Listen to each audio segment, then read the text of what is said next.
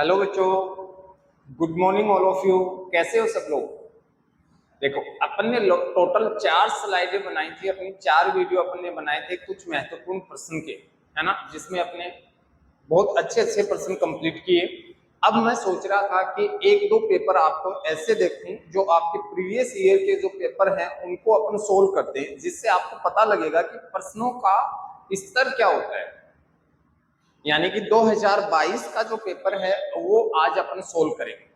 आपके जो 2022 के एग्जाम में जो 50 क्वेश्चन आए हैं उनको अपन आराम से सोल्व करेंगे। बिल्कुल जल्दी जल्दी नहीं करना, आराम से सोल्व करना, अच्छे से पेपर को पढ़ना और फिर सोल्व करना। देखना कि अब आपको जैसे इनमें से कौन से क्वेश्चन सही लग रहे हैं, कौन से गलत लग रहे हैं, और जो आपको सही लगे तो वो क्यों लगे और गलत हुए तो क्यों हुए, उनको यहाँ आज की क्लास में आप आराम से समझना। ठीक है ना? तो अपन प्रश्न शुरू करते हैं अपना पहला, क्योंकि बड़े वीडियो नहीं बनानी है अपने को, 50 क्वेश्चन है, जल्दी जल्दी सोल्व करते हैं। पहला जो क्वेश्चन होगा उसमें है, यदि आपके विद्यालय में भिन्न भिन्न जाति वाले शिक्षक हैं तो आपका उनके प्रति व्यवहार कैसा होगा। देखो बेटा, भिन्न भिन्न जाति के अगर शिक्षक आए हैं तो कोई भेदभाव नहीं करेंगे, उनके विशेष संबंध नहीं रखेंगे, केवल अपने विषय को वाले शिक्षकों से संपर्क रखेंगे या अपने कार्य से मतलब रखेंगे। तो देखो, इसका राइट आंसर होगा कोई भेदभाव नहीं करेंगे। क्यों? क्योंकि हमारे संविधान में उल्लेखित है मूल अधिकार। मूल अधिकार अनुच्छेद 12 से 35 तक, और इसमें अनुच्छेद 15 जो है, अनुच्छेद 15 ये कहता है किसी भी व्यक्ति के साथ धर्म, वंश, जाति, लिंग और जन्म स्थान के आधार पर भेदभाव नहीं किया जा सकता। तो इसका मतलब क्या हुआ कि हम किसी के साथ कोई भेदभाव नहीं करेंगे। ओके, अगला क्वेश्चन देखते हैं अपना। अगला प्रश्न देखते हैं अपना, व्यक्तिगत या सामूहिक रूप से प्रशंसा को तकनीकी भाषा में कहा जाता है। ये देखो बेटा, वही क्वेश्चन आगे हमने किए भी है। तो इसको कहा जाता है पुरस्कार। क्या कहा जाता है? पुरस्कार कहा जाता है ना? मैंने करवाया भी है, ये क्वेश्चन आया हुआ है, फिर भी अपन ने देख लिया, इसको पुरस्कार कहा जाता है। फिर अगला प्रश्न है अपना, शिक्षक और प्राचार्य एक दूसरे के प्रतिद्वंदी होते हैं, मित्र होते हैं, सहयोगी होते हैं और विरोधी होते हैं। तो देखो, दो तो प्रतिद्वंदी और विरोधी दोनों नकारात्मक बातें हैं, ये तो होंगी नहीं। तो इसमें सही क्या होगा कि एक दूसरे के क्या होते हैं? सहयोगी होते हैं। तो मैंने आपको बताया है, इतने क्वेश्चन सोल्व किए कि प्रतिद्वंदी, दंड, आलोचना, गुस्सा, ये शब्द कहीं नहीं, ये दोनों गलत है। तो इसमें दो गलत हो गए। इसमें मित्र होते हैं, सहयोगी होते हैं, है ना? क्या होते हैं? सहयोगी होते हैं। अगला क्वेश्चन देखते हैं अपन, राष्ट्रीय कैडेट कोर एनसीसी के टोली नायक के रूप में आप किस छात्र का चुनाव करना पसंद करेंगे? मेधावी छात्र का, प्रभावी व्यक्तित्व वाले छात्र का, शारीरिक रूप से शक्तिशाली छात्र का और आर्थिक रूप से संपन्न छात्र का। तो इसमें बताओ भाई, राइट आंसर क्या होगा कि आप एनसीसी की टोली का किसी को बनाना चाहते हो नायक। नायक का मतलब उनमें से किसी को एक रोल मॉडल बनाना चाहते हो। तो इनमें से आप कौन से बच्चों को उसका नेतृत्व दोगे? तो देखो, जिसका व्यक्तित्व क्या होगा? प्रभावी होगा। यानी जिसका व्यक्तित्व प्रभावी होगा उसको आप नायक बनाओ। ठीक है?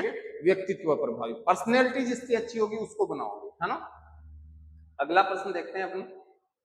अगला प्रश्न देखते हैं अपना, शिक्षक का उद्देश्य होना चाहिए।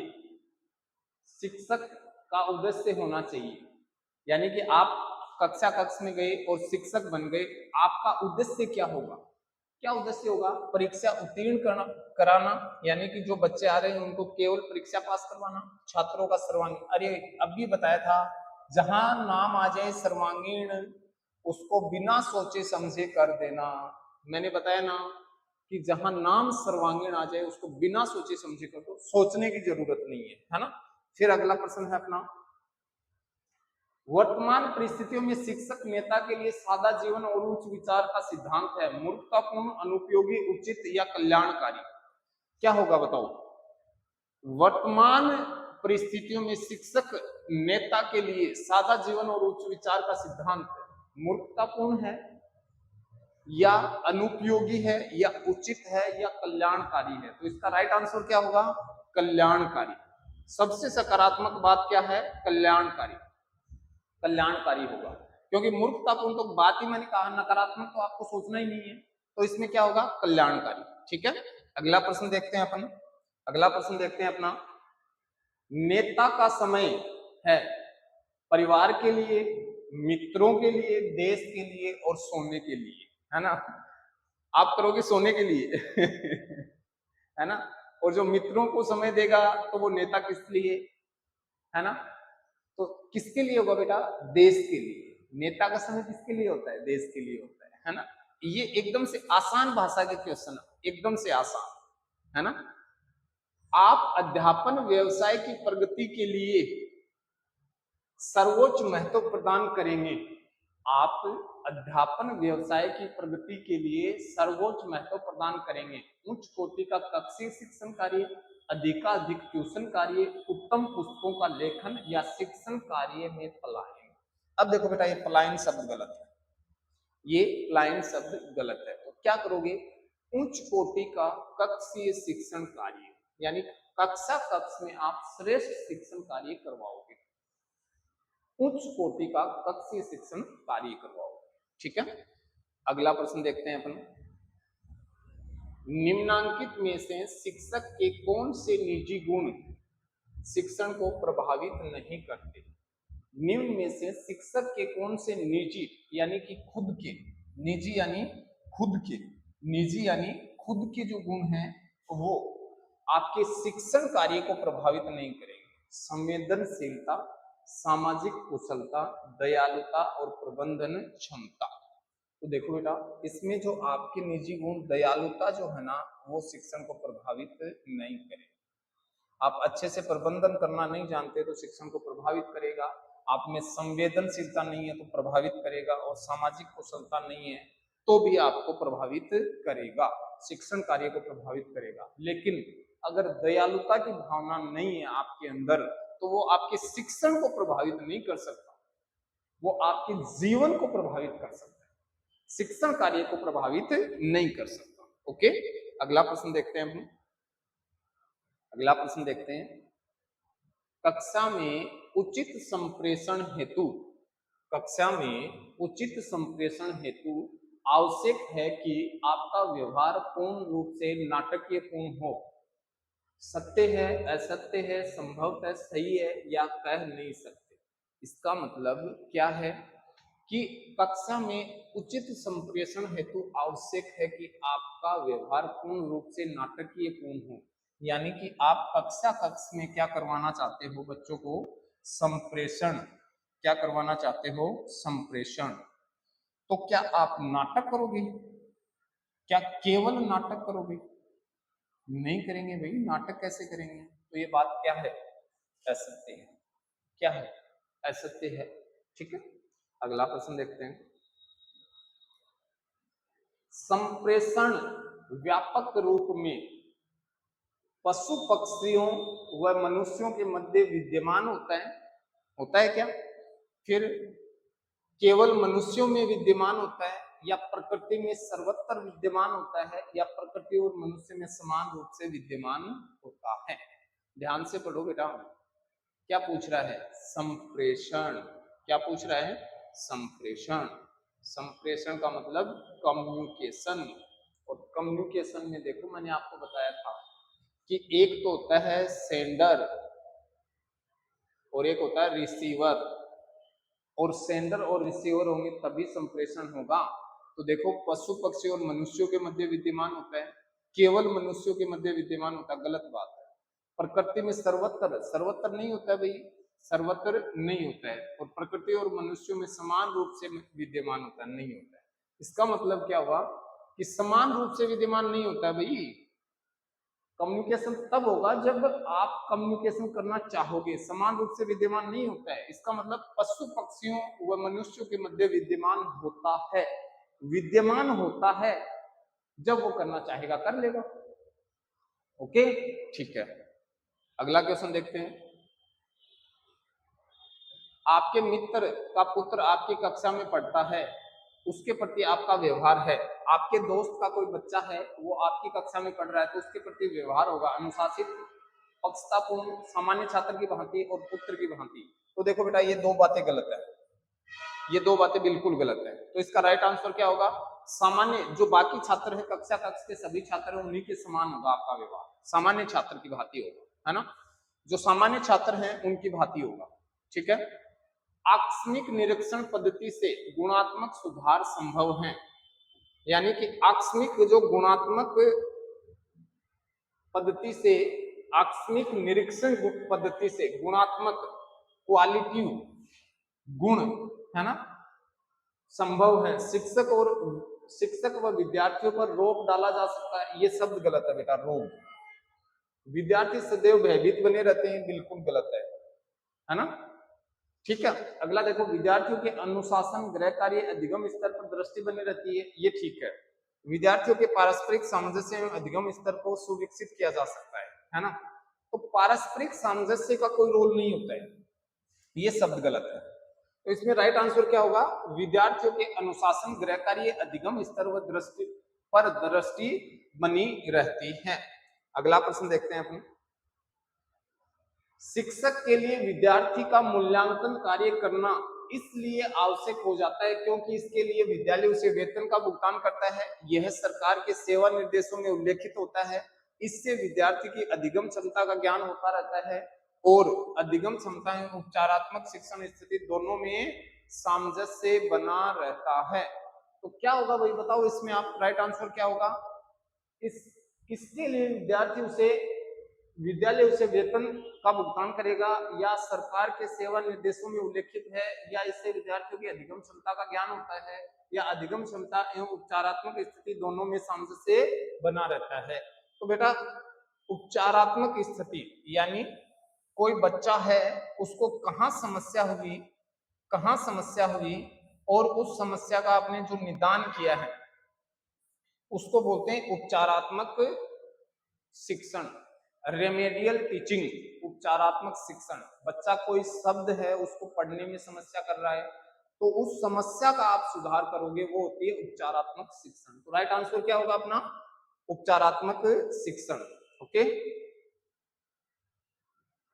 बालक के विकास में योगदान होता है, यानी जो बालक है उस बालक के विकास में किसका योगदान होता है? अच्छे विद्यालय का, पाठ्य पुस्तकों का, धनवान माता पिता का, या योग्य एवं समर्पित शिक्षकों का।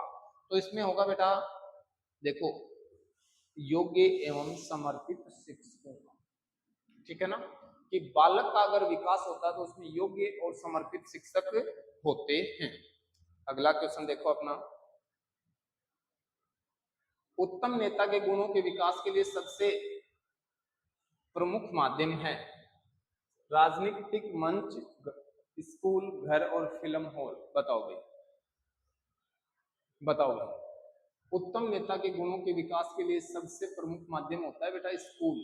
स्कूल से ही उसमें नेतृत्व का गुण विकसित होता है, नेतृत्व का गुण। अगर स्कूल में उसके गुणों का विकास होता है तो वो एक अच्छा नेता बन सकता है। आप किसी बच्चे को अगर कोई खेलकूद का कार्यक्रम हो रहा है, आपने वहां आप मॉनिटर बना दिया, अब उसमें नेतृत्व के गुणों का विकास शुरू हो जाता है। अगला क्वेश्चन देखो। बालक के सामाजिकरण का उद्देश्य होता है, यानी कि बालक का जो सामाजिकरण है उसका उद्देश्य क्या होता है? व्यक्तिगत व सामाजिक समायोजन में वृद्धि करना, बालक की अभिवृत्तियों, पसंदों व विश्वासों का विकास करना, एक सामाजिक समूह के प्रतिमानों को विकसित करना, या समूह मानकों को ग्रहण करने योग्य बनाना। क्या होगा भाई, बताओ। इसमें देखो, व्यक्तिगत व सामाजिक समायोजनों में वृद्धि करना होगा, या बालक की अभिवृत्तियों, पसंदों व विश्वासों का विश्वास करना होगा। पसंदों का विश्वास क्यों करोगे भाई आप? एक सामाजिक समूह के प्रतिमानों को विकसित करना, यानी कि हमारा जो समाज है उस समाज के जो नियम, जो प्रथाएं, जो उत्सव हैं, उनको विकसित करोगे।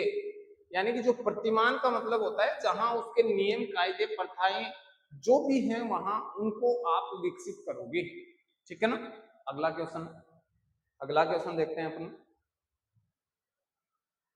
बालक का सामाजिक विकास श्रेष्ठ होता है, बालक का सामाजिक विकास श्रेष्ठ होगा यदि बालक के माता पिता उचित लाड प्यार करें तथा सामाजिक नियमों का सावधानी से पालन करवाएं, यदि बालक के विद्यालय में अच्छा वातावरण एवं उत्तम विद्यार्थियों के साथ मिलने जुलने का मौका मिले, यदि माता पिता बालक के साथ कठोर एवं दमनात्मक व्यवहार रखें, यदि शिक्षक बालकों को कठोर अनुशासन में रखे। देखो, बालक का सामाजिक, क्या पूछ रहा है आपसे? आपसे पूछ रहा है कि कोई बालक है, उस बालक का सामाजिक विकास श्रेष्ठ होगा, इनमें से कौन सा काम करोगे जब बालक का श्रेष्ठ होगा?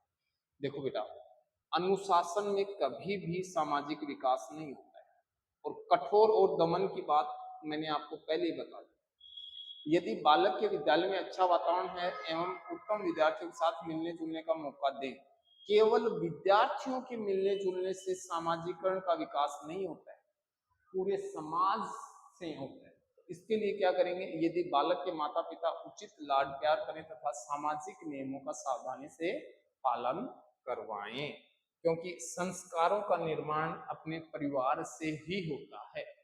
बच्चे में संस्कारों का निर्माण उसके परिवार से ही होता है। बीजारोपण जो होता है उसके परिवार से होता है। जैसा परिवार होगा वैसे ही वो संस्कार ग्रहण करेगा। तो ये याद रखना, माता पिता उसको समझाएंगे बेटा ये समाज में करना गलत है और ये समाज में करना उचित है, दोनों बातें याद रखना, ठीक है। अगला क्वेश्चन देखते हैं अपने। यदि बालक का सामाजिकरण न हो तो वह कैसा होगा? पशुवत, असामाजिक, कुसामाजिक या पूर्ण सामाजिक, क्या होगा बताओ? बहुत अच्छा क्वेश्चन है। यदि बालक का सामाजिकरण न हो तो वो कैसा होगा? पशु के समान या असामाजिक या कुसामाजिक या पूर्ण सामाजिक? तो वो होगा बेटा इसमें, वो पशु के समान भी नहीं होगा, वो असामाजिक भी नहीं होगा। इसका मतलब ऐसा थोड़ी होगा कि उसको पता ही नहीं है कि मेरी मम्मी कौन है, ऐसा थोड़ी होगा। हो सकता है कि वो समाज के नियम कायदे कानून है उनको कम समझे, ऐसा तो नहीं है कि वो समझे ही नहीं, ऐसा नहीं है, समझता है लेकिन कम समझे, माने नहीं, संस्कारों को एक्सेप्ट नहीं करे। तो जब वो नहीं मानेगा तो पशुवत तो नहीं है, और असामाजिक का मतलब बिल्कुल ही नहीं है, क्या उसके अंदर है गुण सामाजिकरण के, इसका मतलब वो होगा कुसामाजिक, यानी कि वो सामाजिक तो है कुछ हद तक लेकिन उसमें कुछ गुण ऐसे हैं जिसमें वो सामाजिकरण नहीं कर पा रहा है, तो क्या होगा? कुसामाजिक। अगला प्रश्न है, शिक्षक का प्रमुख कार्य है पाठ्यक्रम समय पर पूर्ण करवाना, छात्रों को प्रभावी शिक्षा देना, छात्रों का मार्गदर्शन करना या छात्रों के साथ पक्षतापूर्ण व्यवहार करना। क्या होगा? छात्रों को प्रभावी शिक्षा देना। देखो बेटा ये प्रभावी शब्द बहुत अच्छा है, बहुत अच्छा शब्द है ये प्रभावी शब्द, है ना। अगला प्रश्न देखो अपना, अगला जो प्रश्न है वो देखो। संप्रेषण व शिक्षा में सुनने की महत्वपूर्ण भूमिका यह है। संप्रेषण व शिक्षा में सुनने की, इसका मतलब जो कोई बोल रहा है, जो कोई बोल रहा है उसको कोई सुनने वाला कैसा है, उसकी भूमिका। क्या कोई उसको ध्यान से सुन रहा है? क्या कोई उसको ध्यान से सुन रहा है या ध्यान से नहीं सुन रहा है? तो ये बात क्या है? बिल्कुल सही है। इसका मतलब महत्वपूर्ण भूमिका होती है सुनने वाले की। अगर वो सुनेगा ही नहीं ध्यान से तो उसको अधिगम कहाँ से होगा? तो सुनना बहुत जरूरी है। अगर ध्यान से सुनोगे तो अधिगम जरूर होगा, और अगर सुनेगा ही नहीं तो संप्रेषण और शिक्षण कार्य नहीं हो पाएगा, ठीक है। अगला क्वेश्चन देखो अपना। नेतृत्व एक विशेष प्रक्रिया का नाम है जिसके लिए दो सर्वोत्तम शब्द हो सकते हैं: प्रभुत्व अधीनता, प्रभुत्व व्यवस्था, प्रभुत्व गुलामी और प्रभुत्व अनुगमन। नेतृत्व एक विशेष प्रक्रिया का नाम है जिसके लिए दो सर्वोत्तम शब्द, यानी आप किसी का नेतृत्व कर रहे हो तो इसके लिए कोई दो शब्द निकालने हैं। तो कौन कौन से दो शब्द हैं जो आपके अकॉर्डिंग सही है? तो देखो बेटा, अधीनता, मैंने बताया था ना ये शब्द ही गलत है। अधीनता, गुलामी, और किसी का अनुगमन, किसी का पीछा करना। पीछा क्यों करोगे? अनुगमन, इसका मतलब प्रभुत्व और व्यवस्था। क्या होगा? प्रभुत्व और व्यवस्था। ठीक है ना? अगला प्रश्न देखो, आज के नेताओं के जीवन मूल्यों में बदलाव आ सकता है? निसंदेह। मतलब ये पूछना चाह रहा है कि आज के जो नेता हैं उनके जीवन के जो मूल्य हैं उनमें क्या बदलाव आ सकता है? तो बताओ, आ सकता है क्या? आ सकता है, संभवतः आ सकता है। अगर कोशिश करेंगे तो आ सकता है, संभवतः आ सकता है, पॉसिबिलिटी है। अपन ये नहीं कह सकते कि निसंदेह आएगा, नहीं आएगा, ये कह नहीं सकते, संभवतः आ सकता है। अगर ऐसे प्रश्न आ जाए तो कोशिश करना कि सबसे ज्यादा संभव तक पे आप पहुंचने की कोशिश करो, है ना? अगला प्रश्न देखो अपना, आपकी राय में शिक्षकों को समय पर विद्यालय आना चाहिए? आपकी राय में शिक्षकों को समय पर विद्यालय आना चाहिए, यह उनका कर्तव्य है। समय पर आने पर छात्र भी समय पर आएंगे, यह सभी का अपना अपना दृष्टिकोण है। समय पर आना जरूरी नहीं है। तो देखो बेटा, इसमें दो ऑप्शन तो कट गए। नहीं, गलत। अपना अपना क्यों होगा भाई? गलत, गलत बात है। कोई तो ये कहेगा मैं तो 11-12 बजे नहीं आऊं, तो होगा क्या? ऐसा कभी नहीं होगा। इसका मतलब अगर आप समय पर पहले आओगे तो छात्र भी समय पर आएंगे। अगर मास्टर जी 12 बजे पहुंच रहे हैं तो बच्चे 1 बजे आएंगे, ये बात ध्यान रखो। आप समय पे आए तो बच्चे भी समय पे आए। ठीक है? अगला क्वेश्चन, प्रयोगात्मक मूल्यांकन विधि विज्ञान एवं कंप्यूटर के विद्यार्थियों के लिए अधिक आवश्यक मानी गई है, क्योंकि इसमें केवल सैद्धांतिक ज्ञान द्वारा पूर्ण अधिगम संभव नहीं है। इसमें सैद्धांतिक ज्ञान को व्यवहारिक ज्ञान से क्रियाशील करके ही पूर्ण अधिगम संभव बनाया जा सकता है। ऐसा यूरोपीय देशों में भी हो रहा है। यह कोठारी आयोग के शिक्षा निर्देशों में उल्लेखित है। कोठारी आयोग के शिक्षा निर्देशों में उल्लेखित है। तो बताओ क्या होगा? इसमें सैद्धांतिक ज्ञान को व्यवहारिक ज्ञान से क्रियाशील करके ही पूर्ण अधिगम संभव है। यानी यानी जो प्रिंसिपल थे, जो सिद्धांत थे, उसको आपके व्यवहार में उतार दिया, उसको आपके व्यवहार में उतार दिया। जो केवल किताबों में लाइनें लिखी थी प्रिंसिपल, उनको आपके व्यवहार में उतार दिया और आपको क्रियाशील करते हुए उन्होंने आपके अधिगम स्तर को बढ़ा दिया। ठीक है ना? Right answer. अगला जो प्रश्न है, निर्धारण मापनी द्वारा, हमने क्या कहा कि निर्धारण मापनी द्वारा समय समय पर विद्यार्थियों का, निर्धारण मापनी बोलते हैं बेटा रेटिंग स्केल को। क्या बोलते हैं? निर्धारण मापनी, रेटिंग स्केल। और ये दिया था लिंकर्ट व थ्रस्टन ने, थ्रस्टन ने दिया, है ना? निर्धारण मापनी द्वारा समय समय पर विद्यार्थियों का अधिगम औसत निकाला जाता है, क्योंकि इससे उनका अधिगम स्तर मापा जा सकता है। यह आधुनिकतम शिक्षा प्रणाली में उल्लेखित है। इससे अधिगम स्तर का तुलनात्मक अध्ययन समेकित किया जा सकता है, या क्योंकि ऐसा करने पर शिक्षक को वेतन प्राप्त होता है। ये बातें गलत है बेटा, ये बातें गलत। अब 3 है, अधिगम का स्तर मापा जा सकता है, ये तो हम मूल्यांकन से भी माप सकते हैं, तो फिर ये नई चीज क्यों करेंगे? और ये आधुनिकतम शिक्षा प्रणाली में उल्लेखित है, ये तो पता है हमें, ये बात गलत है। इसका कोई मतलब बच्चों से कोई रोल नहीं है। तो इससे अधिगम स्तर का तुलनात्मक अध्ययन समेकित किया जा सकता है। ये वाला आपका राइट आंसर, ठीक है ना? ये आपका राइट आंसर होगा। लिखित परीक्षा के अंतर्गत मूल्यांकन पद्धति की सर्वाधिक प्रमुख विशेषता यह होती है कि सभी प्रश्न आकस्मिक ढंग से निर्मित होते हैं। यह पाठ्यक्रम से परे भी हो सकता है। इसमें संपूर्ण पाठ्यक्रम पूर्व सूचित करके निर्धारित समय पर प्रश्न पत्र के रूप में प्राप्त होता है। यह वार्षिक अधिगम स्तर के वार्षिक मूल्यांकन का लेखा जोखा रखता है। तो देखो बेटा कि लिखित परीक्षा के अंतर्गत जो आपसे लिखित परीक्षा करवाई जाती है उसके अंतर्गत मूल्यांकन की जो पद्धति है उसका सर्वाधिक प्रमुख विशेषता क्या होती है? बताओ। आकस्मिक ढंग से निर्मित नहीं होंगे, ये पाठ्यक्रम से परे भी हो सकते हैं, पाठ्यक्रम से अलग। 9वीं के बच्चे को आप 12वीं का पेपर थोड़ी दे दोगे, नहीं दे पाओगे। इसमें संपूर्ण पाठ्यक्रम पूर्व सूचित करके निर्धारित समय पर प्रश्न पत्र के रूप में प्राप्त होता है। बहुत अच्छी बात है, यानी कि इसमें पूरा पाठ्यक्रम पहले से बता दिया जाता है कि आपका टाइम टेबल दे दिया जाता है आपको कि इस दिन आपका एग्जाम होना है, और निर्धारित समय होता है, समय लिखा होता है कि आपका समय, जैसे आपको 30 जून का एग्जाम है तो आपको लिखित में आपका पूरा डिटेल आएगा कि आपका एग्जाम है, यहाँ है, ये आपका समय है और यहाँ आपका एग्जाम होना है, पूरी डिटेल लिखी हुई होती है ना। तो ये याद रखो। अगला जो है वो है सामाजिक परिपक्वता का अर्थ है। चलो बताओ। बालक का फल की भांति पकना फल की भांति पकना, बालक में सद्बुद्धि विवेक का विकास होना, बालक में सामाजिक कुशलताओं का विकास होना, बालक का प्रौढ़ के समक्ष संतुलित सामाजिक व्यवहार का प्रदर्शन करना।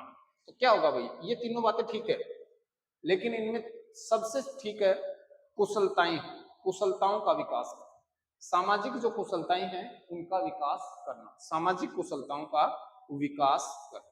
ओके, अगला प्रश्न देखते हैं अपनी।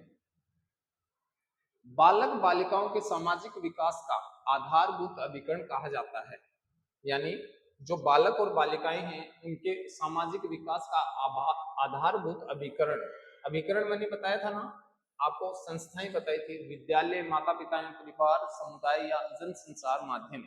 तो इसमें क्या होगा भाई, राइट आंसर बताओ आप क्या होगा इसमें। देखो, अगर सामाजिक विकास करना है तो उसके पास के जो समुदाय के लोग हैं वो सबसे श्रेष्ठ अभिकरण होगा, यानी कि जो समुदाय है, जिस समुदाय में बच्चा रह रहा है उस समुदाय का जो अभिकरण है वो समुदाय उसको सबसे ज्यादा सामाजिकरण के लिए प्रभावित करने वाला है। राइट आंसर क्या होगा भाई बताओ, समुदाय, है ना, समुदाय होगा। ठीक है, अब देखो बेटा, विद्यालय होता है, विद्यालय भी होता है, माता पिता भी होता है, लेकिन सबसे ये सब किसमें समाहित होते हैं, समुदाय में समाहित होते हैं, कि जिस समुदाय में रह रहा है वो समुदाय बच्चे को हो सकता है कि वो विद्यालय भेजे ही नहीं। समझ रहे हो मेरी बात को? तो क्या विद्यालय जो बच्चा आया ही नहीं तो फिर आप सामाजिकरण कैसे करोगे? यहाँ कंफ्यूज होंगे बच्चे कि सर इसमें विद्यालय भी है, माता पिता भी है, सबसे बड़ा है समुदाय। समुदाय के अंदर मित्र मंडली, आस पड़ोस, विद्यालय, परिवार, समाज, रिश्तेदार सब समाहित होते हैं, तो समुदाय सबसे बड़ा रोल है ना। अगला जो प्रश्न है वो अपना है, सामाजिक बुराई को दूर करने के लिए आप क्या करेंगे, बताओ भाई। कोई सामाजिक बुराई है, जैसे बाल विवाह है, बाल विवाह है, सब जैसे बाल विवाह करते हैं, इसके अलावा कोई डाकन प्रथा वगैरह है, ये जो सामाजिक बुराइयां होती हैं इनके लिए आप क्या करोगे? जन चेतना करेंगे बेटा जी। क्या करेंगे? जन चेतना, यानी कि लोगों को जागरूक करेंगे कि ऐसी कोई प्रथाएं होती नहीं है, कन्यावध है, ये जो है तभी रुकेंगे जब आप लोगों को जागृत करोगे, अदरवाइज नहीं रुकने वाली। ठीक है ना। अगला प्रश्न देखो अपना, ज्ञानार्जन के लिए एक शिक्षक को होना चाहिए प्रयासशील, सजग, पुस्तक संग्रह करता या निश्चेष्ट। क्या होगा? ज्ञानार्जन के लिए एक शिक्षक को होना चाहिए, बताओ क्या? सजग होना चाहिए बेटा, सजग। अगर शिक्षक सजग नहीं होगा तो वो ज्ञान कर ही नहीं पाएगा। खाना खा के सो गया, लेट रहा है, उसको पता ही नहीं है क्या चल रहा है दुनिया में, सजग नहीं होगा तो ज्ञान का अर्जन कभी नहीं हो पाएगा। ठीक है, अगला क्वेश्चन देखो अपना, अगला क्वेश्चन देखो अपना, वाणी एवं भाषा का विकास न होने का कारण है भाषा ज्ञान के पश्चात बहरापन, भाषा ज्ञान के पूर्व बहरापन, जन्म से बहरापन और जन्म के कुछ समय पश्चात बहरापन। तो बेटा इसमें जन्म से बहरापन होता है, जन्म से। क्या होता है? जन्म से बहरापन। ठीक है, अगला प्रश्न देखते हैं अपने, ऑपरेशन ब्लैक बोर्ड का क्या अर्थ है? देखो ये प्रश्न वही आ गया, मैंने बताया भी था कल की क्लास में, प्राथमिक स्कूलों की सुविधाओं में सुधार, प्राथमिक स्कूलों की सुविधाओं में सुधार करना, कल की क्लास में बताया था शायद मैंने आपको, है ना। फिर देखो, निम्नलिखित में से कौन सी दृश्य श्रव्य सामग्री है? ये रट के जाना बेटा, दृश्य और श्रव्य सामग्री, है ना। दृश्य और श्रव्य सामग्री। मैंने आपको बताया था कि शिक्षक सहायक सामग्री, शिक्षण सहायक सामग्री, सहायक सामग्री, और ये जो शिक्षण सहायक सामग्री जो है ये 3 प्रकार की होती है, एक दृश्य, एक श्रव्य और एक क्या होती है, दृश्य व श्रव्य, दृश्य व श्रव्य। और सबसे प्रभावी जो होती है, सबसे प्रभावी जो होती है वो दृश्य एवं श्रव्य। दृश्य का मतलब केवल अपन देख सकें, श्रव्य का मतलब केवल सुन सकें, और दृश्य और श्रव्य का मतलब देख और सुन सकें। इसका मतलब दृश्य का मतलब आप कोई ग्लोब देख रहे हो, आप कोई चित्र देख रहे हो पुस्तक में। इसका श्रव्य का मतलब आप सुन रहे हो, टेप रिकॉर्डर सुन रहे हो, गाने सुन रहे हो।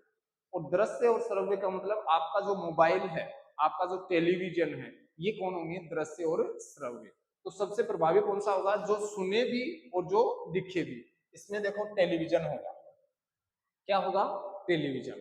तो रेडियो क्या होगा, श्रव्य। ब्लैक बोर्ड क्या होगा, दृश्य। और OHP क्या होगा, क्या होगा बताओ, OHP केवल दृश्य होगा, वो बोलता नहीं है। प्रोजेक्ट लगा देते हैं पीछे और उससे क्या होता है, सामने डिजिटल बोर्ड पे उस पे दिखाई देता है, इमेज छप जाती है, तो वो बोलता नहीं है ना, याद रखना। ओके, अगला प्रश्न है, मूल सुधार पद्धति को किस प्रकार बढ़ावा मिल सकता है। भूल सुधार, सॉरी मैं शब्द गलत बोल गया, भूल सुधार पद्धति को किस प्रकार बढ़ावा, खेल विधि से, स्वतंत्र रूप से, अध्ययन द्वारा, श्रव्य दृश्य सामग्री द्वारा, या नाटकीय तरीके से। बताओ, आप बार बार किसी चीज को बोल रहे हो तो किससे सुधार करोगे, नाटकीय तरीके से। आपने कोई नाटक कर दिया तो वो चीजें आप बार बार कभी बोल ही नहीं पाओगे, है ना, नाटकीय विधि से, ठीक है ना। आपने किसी, कोई बच्चा कोई बात बोल रहा है, मैं बार बार क्लास में बोलता हूँ और मैं एक बार बता देता हूँ, फिर मैं उसको कहता हूँ खालिस्तान, तो ये नाटक ही तो है, आप फिर उस शब्द को भूलोगे नहीं, है ना, यानी कि भूल सुधार। फिर देखो, प्राप्त संकेतों को व्यवस्थित अर्थ में से जोड़ने की प्रक्रिया, व्यवस्थित सॉरी प्राप्त संकेतों को व्यक्तिगत अर्थ से जोड़ने की प्रक्रिया कहलाती है निकुटन संप्रेषण। प्राप्त संकेतों को व्यक्तिगत अर्थ से जोड़ने की प्रक्रिया क्या कहलाती है, निकुटन, संप्रेषण, सुधायक और विकुटन। क्या कहलाती है बताओ भाई, है ना, क्या कहलाती है बताओ। अब भाई ये तो देखो सुधायक है ना, ये शब्द सुधायक है, बस इतना याद रखना, है ना। इसका राइट आंसर क्या है, सुधायक, ठीक है। अगला जो क्वेश्चन है वो अपना रहेगा, आपको यदि व्यवसाय के चयन के लिए स्वतंत्रता दी जाए तो आप सर्वोच्च प्राथमिकता देंगे, किसको देंगे, चिकित्सा को, बैंक अधिकारी को, शिक्षण को और कानून को। तो बेटा इसमें आप जिस एग्जाम का की आप तैयारी कर रहे हो उसी को दोगे। अगर आप चिकित्सा की कर रहे हो तो यहाँ BSTC का एग्जाम देने क्यों आए हो, क्यों आए हो भाई बताओ तो इसका क्या होगा, शिक्षण को, क्या होगा, शिक्षण को, है ना, याद रखना बेटा इसमें। अगला जो है अपना, आज की संपूर्ण शिक्षा प्रणाली सैद्धांतिक तथा उद्देश्यहीन हो गई है, इस कथन से आप सहमत हैं, असहमत हैं, आंशिक रूप से सहमत हैं या संभवतः सहमत हैं। तो इससे देखो असहमत हैं, क्या होंगे, असहमत, कि अगर सैद्धांतिक तथा उद्देश्यहीन है, गलत बात है, आप असहमत हो। क्यों है भाई उद्देश्यहीन, शिक्षा प्रणाली में तो बहुत सारे उद्देश्य, बहुत बच्चे जॉब लगते हैं, बहुत बच्चे अपने जीवन निर्माण को करते हैं, क्यों नहीं है ना। अगला देखो, उत्तम व्यवसायी योजना का निर्माण बिंदु है, अपने जिले में उपलब्ध व्यवसाय, उक्त व्यवसाय में अवसरों की प्राप्ति की संभावनाएं, व्यवसाय संबंधी गुण दोषों का उपयुक्त ज्ञान होना और अपने निर्णय में विश्वास होना। क्या होगा बता, इसमें देखो बेटा गुण और दोषों का उपयुक्त ज्ञान होना जरूरी है। ओके, अगला क्वेश्चन देखते हैं अपन, शीर्ष गोपनीय संप्रेषण हेतु स्रोत एवं ग्राहक संप्रेषण के मध्य की दूरी होनी चाहिए। शीर्ष गोपनीय संप्रेषण हेतु स्रोत एवं ग्राहक संप्रेषण के मध्य की दूरी होनी चाहिए 12 से 20 इंच, 1 से 2 इंच, 8 से 12 इंच या 3 से 6 इंच। क्या होगी बताओ, राइट आंसर बताओ भाई इसका, है ना। 12 से 20 इंच होगी या 1 से 2 इंच होगी या 1 से क्या होगी 2 इंच, 8 से 12 या 3 से 6 इंच। तो इसमें देखो बेटा राइट आंसर क्या होगा, 3 से 6 इंच।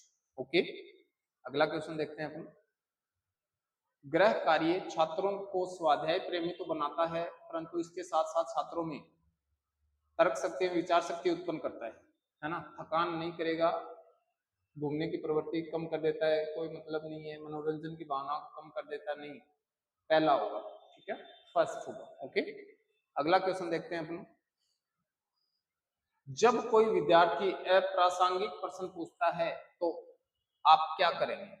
बिना तर्क का कोई प्रश्न पूछ रहा है, कोई विद्यार्थी है जो बिना तर्क का ऐसे ही कोई उठा के प्रश्न ले आया, यार ऐसे ही पूछ रहा है बिना तर्क का, अप्रासंगिक, ऐसे बकवास कर रहा है, तो आप क्या करेंगे? बताओ क्या करेंगे? उसका उपहास करेंगे, उसकी गलती का आभास करवाएंगे, उसकी अवहेलना करेंगे, उसको अन्य अवसर नहीं देंगे?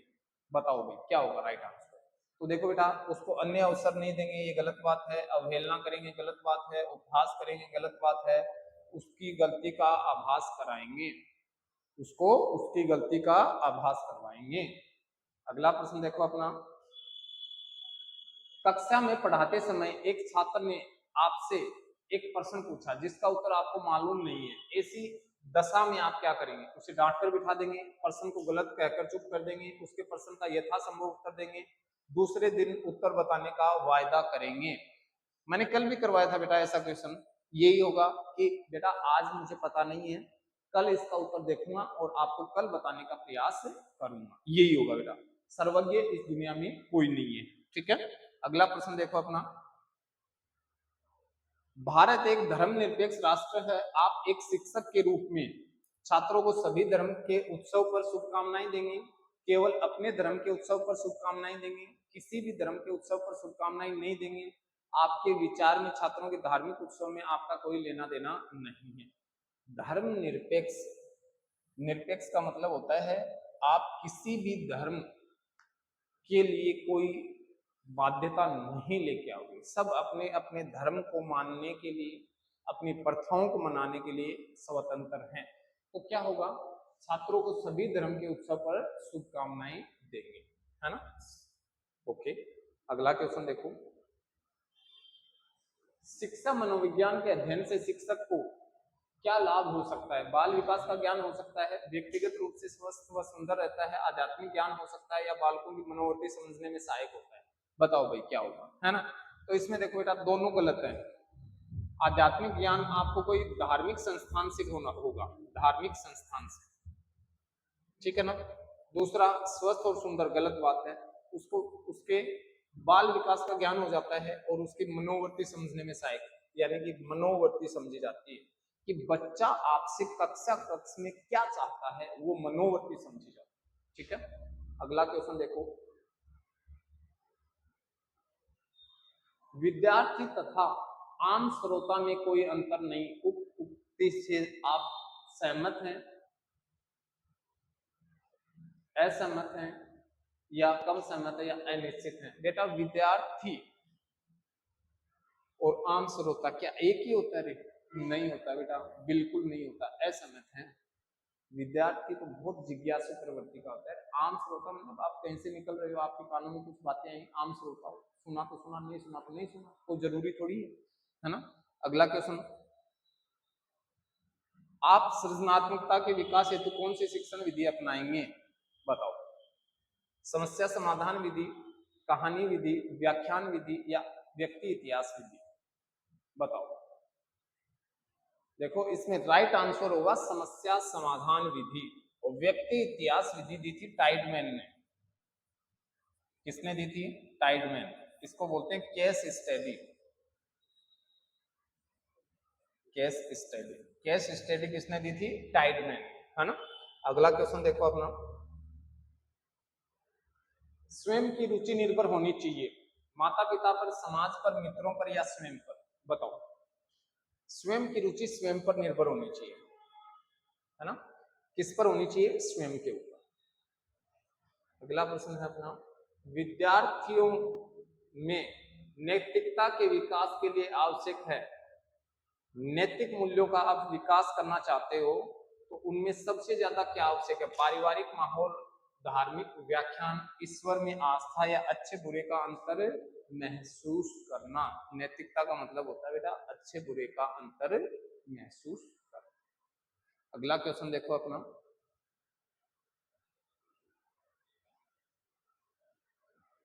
उत्तरदायित्व की भावना का प्रारंभिक पाठ बालक ग्रहण करता है घर से, विद्यालय से, समाज से या स्वयं से। यानी कि उत्तरदायित्व की भावना का प्रारंभिक पाठ बालक कहाँ से प्राप्त करता है? घर से। कहां से करता है बेटा? घर से। ठीक है, अगला क्वेश्चन देखो, ये अपना लास्ट क्वेश्चन है बेटा, 50 क्वेश्चन हो गए अपने, है ना। यानी कि उत्तरदायित्व की जो भावना होती है ना, उत्तरदायित्व का मतलब जिम्मेदारी, क्या होती है? जिम्मेदारी। और जिम्मेदारी की भावना घर से विकसित होती है।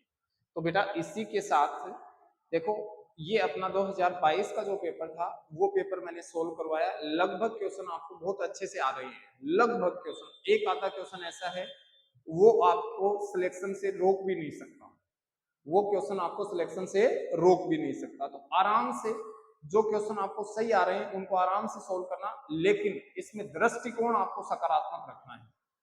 नकारात्मक बातों से बिल्कुल दूर हट जाना, बिल्कुल दूर हट जाना, कोई जरूरी नहीं है, नकारात्मक बातें सोचनी भी जरूरी नहीं है। तो ठीक है बेटा, इसी के साथ अपनी तैयारी कीजिए, मिलते हैं नेक्स्ट वीडियो में।